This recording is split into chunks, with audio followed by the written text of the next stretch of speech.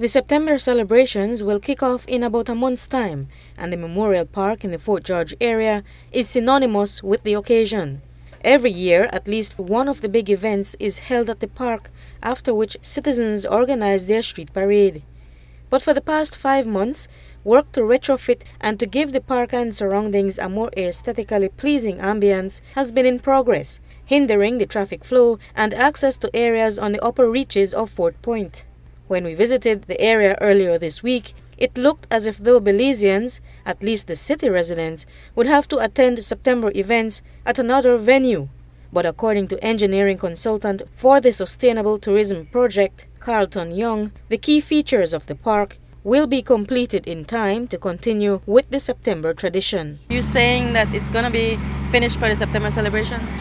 The Memorial Park area should be complete enough for this the September celebrations. It will look nice, barring any catastrophe or any unforeseen thing. The reason it looks very, very incomplete is that a lot of the surfacing in Memorial Park will not be concrete, but will actually be grassed. So it looks like a lot of dirt and so forth, but really and truly they're just going to level off, put some black dirt and grass it. And as you know, we're in the rainy season and it doesn't take a whole lot for grass to begin to grow.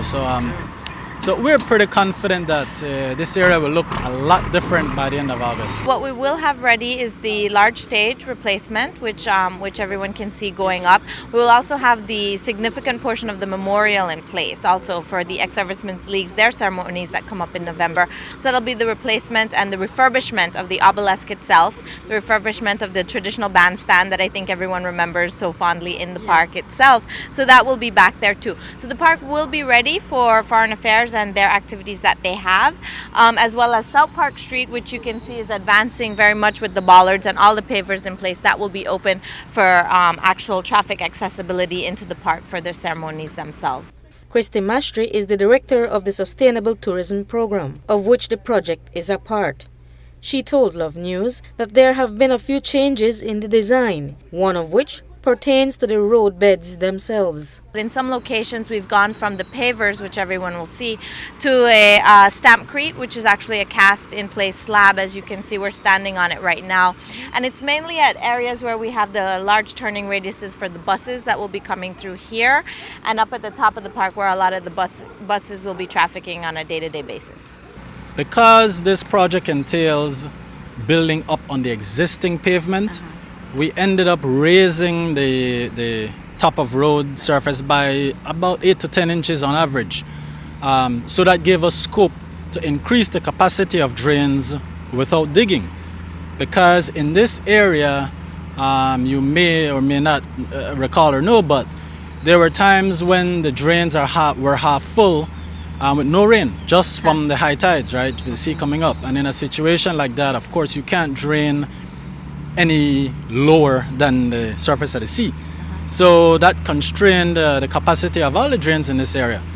Having raised the road surfaces, and you probably have gotten some shots showing that the result of that was that the drains could have been made deeper by going up rather than down. So, and also we were able to put a slope on the bottom of the drain so that we could get positive flow towards the sea. We couldn't do that without digging if you didn't raise the roads. Now, having done that, that means that we have drains that are flowing to the sea adjacent to properties. However, the properties which we are not raising as a part of the project would have to be able to drain into the drains, right? So to enhance that, what we did was to make sure that we had inlets to the drains from all properties, and in some areas where there was a walkway or a driveway, the project actually raises that walkway or driveway for the property owners. The project is valued at $5.5 million, which also includes road work on North Front Street. And for that price, Young says the park should be around for at least another 50 to 100 years. Marian Ali for Love News.